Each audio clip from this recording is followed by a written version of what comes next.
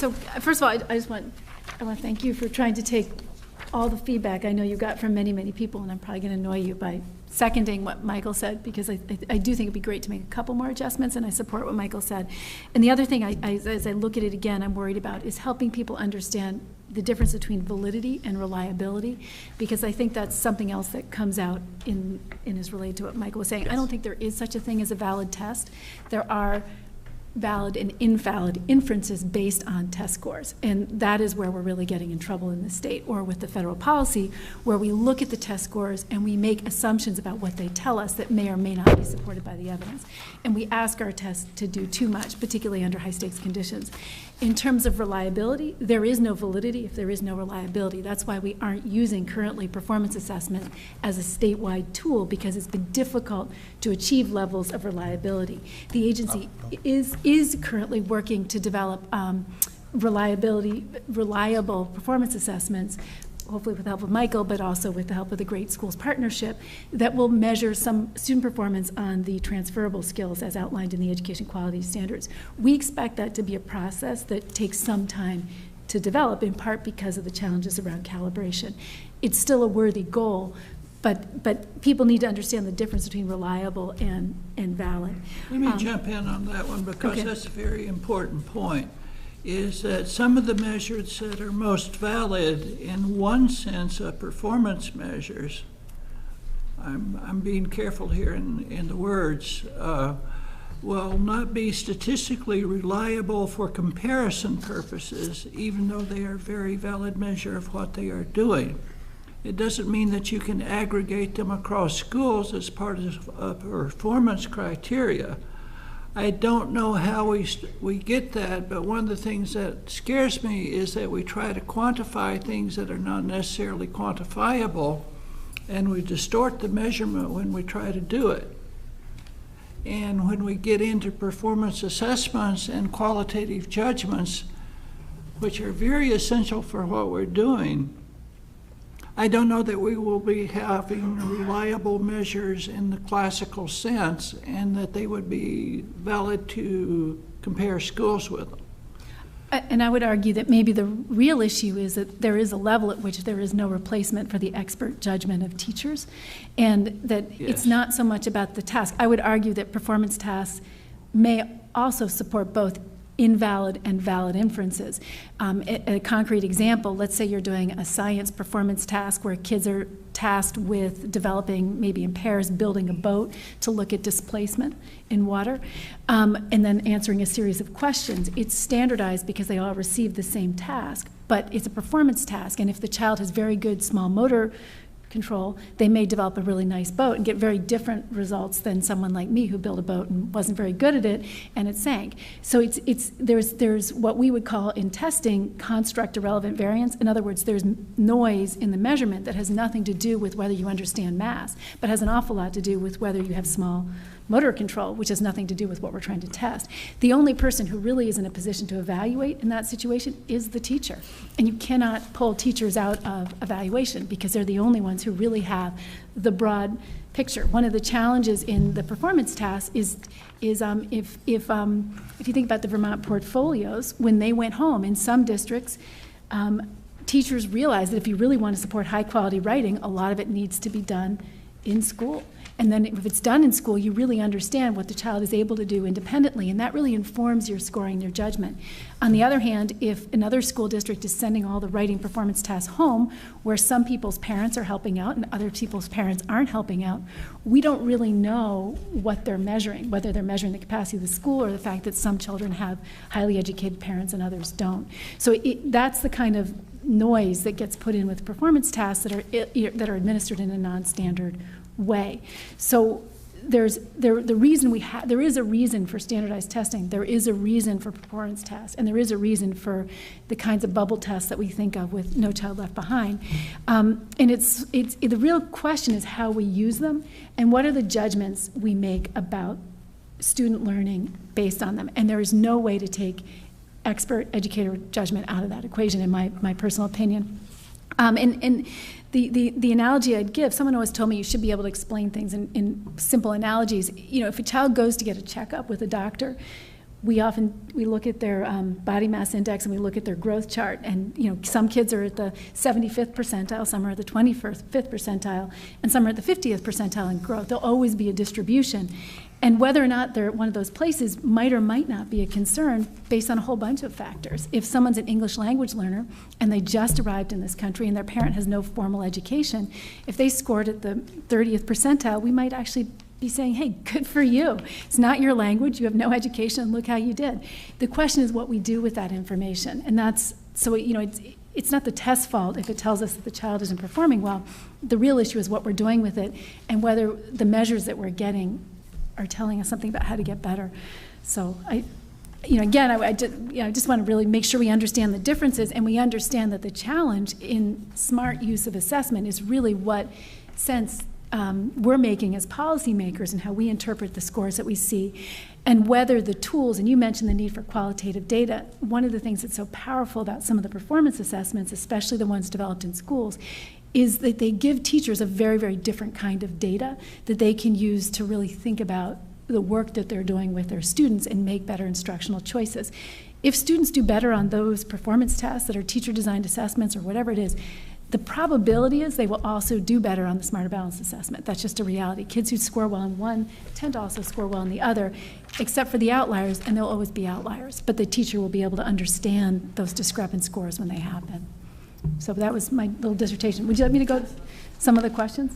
Oh, Michael wants to. If I may, I'd just like to add a quick footnote to that, and gives me another opportunity to praise the paper. That I think I said in my letter that the one thing I liked was that you started out with the notion that different assessments have different purposes, and that we need to state those clearly up front. And I think that what Rebecca's describing here is exactly that case in point, that performance assessments have no parallel when it comes to providing measurements that teachers can use to make decisions about their students in the classroom.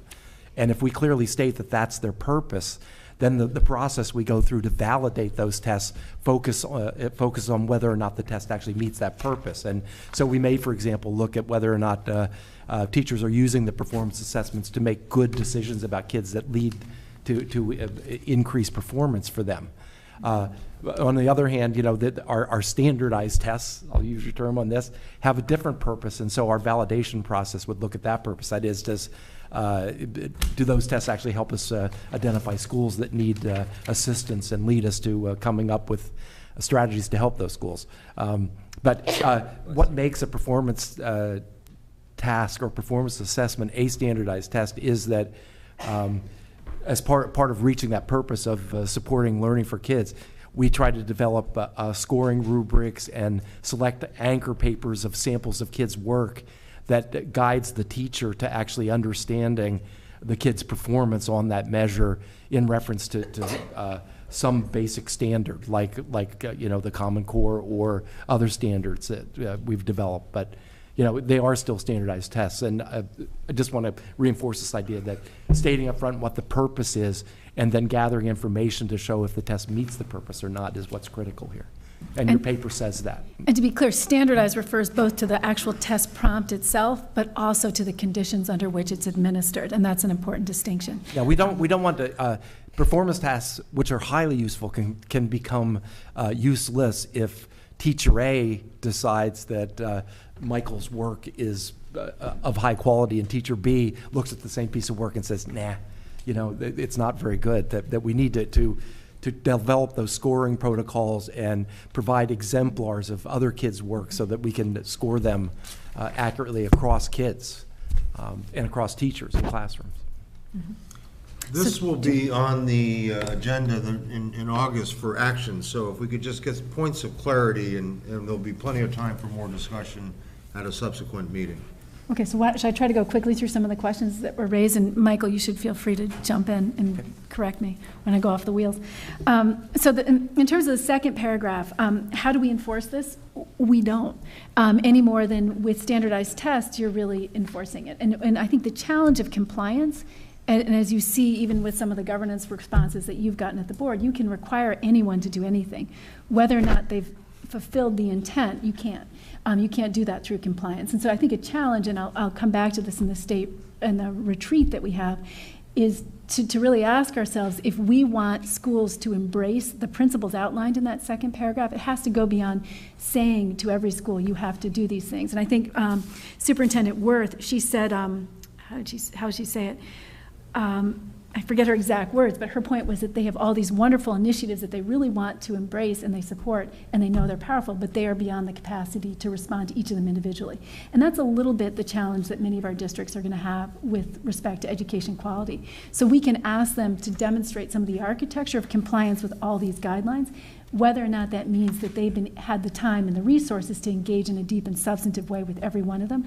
Well, I'm fairly confident they haven't.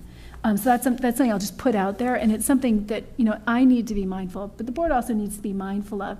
If we want to shift the paradigm away from just compliance to responsibility and to helping empower and enabling districts to meet these ambitious goals, what are the ways that we can do that and support that? In terms of the third paragraph, in terms of what are the measures, I think that's something we're continuing to develop, and I think that the Smarter Balanced is one tool. It's one, to borrow one of the earlier presenters' phrases, one dipstick we can use to get a quick read on a sort of a status report of where districts are that gives us some information. There's a number of other measures currently under development in the state. I'll also talk a little bit later about some of the work around performance assessments, particularly related to transferable skills that we're doing. Actually, maybe I'll just throw it in right now.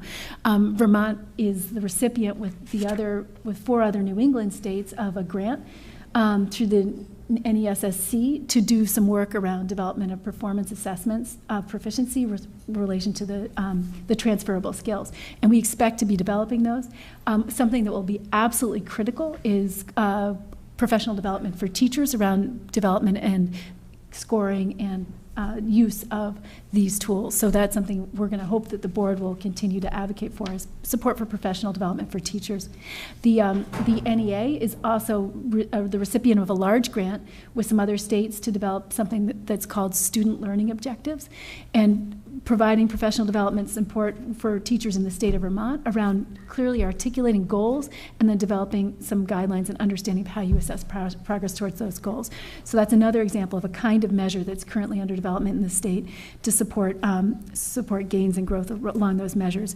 And the other thing is, in every single district, there are, I mean, from what I've seen, I'm sure there's one that isn't because there's always the black swan, but what we do see is schools developing comprehensive formative assessment strategies internally in the district to track early growth, whether it's in early literacy, whether it's one of the new math models for tracking conceptual development in sort of through benchmarks early on, so that we can have better data. Not all of it will be standardized, some of it will be standardized, but better local measures for tracking performance K through 12. One of the things that concerns me is I was at a VSA meeting and I asked how many districts have a clearly articulated K through 12 curriculum. I think maybe one person in the entire meeting raised their hand, which is really quite stunning, actually.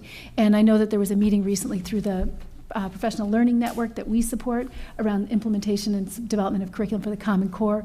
Same thing there. No one has a K-12 continuum. So one of the things that we have to do is say, if we really do want to assess student learning along, from K through 12, along these critical dimensions outlined in the education quality standards, we have a tremendous amount of work around implementation to do to make sure that there actually is a curriculum being taught so that we can develop fair and appropriate targets for kids along that continuum. And we're pretty far from being there as a state. So that's just food for thought to put out there. It isn't to say that these aren't worthy goals, but that we have some serious homework to do to get to a place where this is a meaningful goal for the state. And it's complicated by the fact that if you read the research literature, small schools can't be monitored. Their numbers are so small that you really cannot use effectively some of these data to evaluate performance effectively. So one of the things we're also talking about at the agency is whether we can provide systematic support at the supervisory level so that we can look at growth at a supervisory level, which makes even more sense now since some of those curriculum functions have been moved up to that level, and so have the IT functions been moved up to that level. So we're experimenting and trying to figure out different ways to provide better systems feedback so that when you're sitting in your school board meeting, you can look and say, gee, this is what I'm seeing, here's some patterns, how do we make sense of those? So that's, Excuse me, yeah. Rebecca, I want to Yeah. apologize to Chairman Morris. I have a 1 p.m. flight, Okay. so I am going to leave. And again, thank you, Bill, for your work, and thanks to the board for taking on this task. I think it's something that we really need. Thank you, Michael. Sorry to talk so and much. Please invite me back if I can be further help. Thank you. I'll miss your plane. No, don't. So on the second page, just to do another one that just jumped out at me, with the proper role of standardized testing, going back to the definition of standardized testing that Michael gave, if you think about a standard prompt and standard conditions, it is worth noting that with respect to the comment that this includes research and verification as to whether a student's performance on tests is actually predictive of performance on other indicators. This, I assume when you say large scale, you're talking about statewide, but it would be worth noting that some of the common assessments that are used in some of our large districts would technically fall into this category as well. Teachers all the time set subjective standards for students about what adequate performance is in their courses, and that's how they decide who passes, who fails, who gets an A, who gets a B. And certainly when you talk about common assessments across the district, they may not trigger consequential actions. They may if it puts someone into a tracking system. I know in our district we have common assessments that decide what math course you take starting as early as 7th grade. But be aware that there is new research coming out now on predictive performance, and it probably makes sense to continue to revisit this issue as that research comes out, and I'd be happy to provide it to the board. Moving on, I'm going to try to be brief here.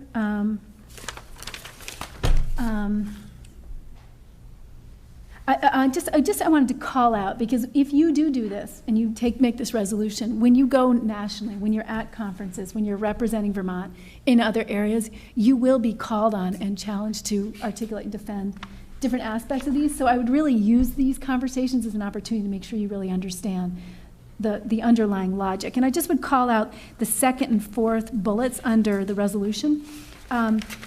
Rightly or wrongly, and I don't want to debate the merits of No Child Left Behind, because I think at this point it's abundantly clear it isn't serving Vermont's interest and it isn't helping us get the improvements that we aspire for our children. But the logic behind it was an equity one, whether or not you agree with how they went about doing it. And part of what No Child Left Behind did was it called out performance of different subgroups. And in many areas of the country, it did highlight the fact that there are certain groups who have continuously and consistently been underserved, particularly children who are living in poverty and children from historical minority populations.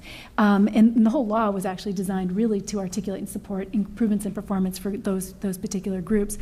So I think you should be aware that while in the Vermont context, we are really struggling to find some of these tools as useful tools in helping us achieve our goals of closing opportunity gaps and achievement gaps and serving the goals of equity. In some places, these tools did highlight inequities, and the strongest advocates of these tools tend to be members of the civil rights community who really feel that without these tools we would not have addressed nationally, particularly the systematically lower performance of African American students and students in poverty and students of color. So I think it's worth being mindful of that dynamic, because we want to be sure that our words aren't used to support an agenda that really is about not addressing the systematic poor service of education to students from those backgrounds. And just think about that, because the work that leaves us does go out and it is often used to support other agendas. And I'm beginning to have that experience myself. And similarly, I would say in the next one, it's widely recognized that standardized testing is an inadequate and often unreliable measure. I think one of the challenges is that standardized tests can be very reliable, but not support valid inferences. And again, that's where I'd make that distinction. And so the question isn't whether the tests are inadequate, but whether they're inadequate to the purposes that we're trying to put them. And I think that's just such an important distinction to keep making. On the last page, resolve that the Vermont State Board of Education requests that the Secretary of Education re-examine. I'm going to bring you back to the challenge that Mark put to us at the beginning, which is at some point, and I hope over the next year when we think about strategic planning, we can really grapple with this tension between compliance and growth and improvement, because tests can be used to support accountability and measuring and stakes and consequences. They can also be used to inform processes of continuous growth and improvement, in which case we have to consistently in all of our activities move ourselves out of compliance. So think about what that would look like, and how do we put together a portfolio of tools that will support good judgment, but not just become another compliance task for teachers that maybe they can't adequately support.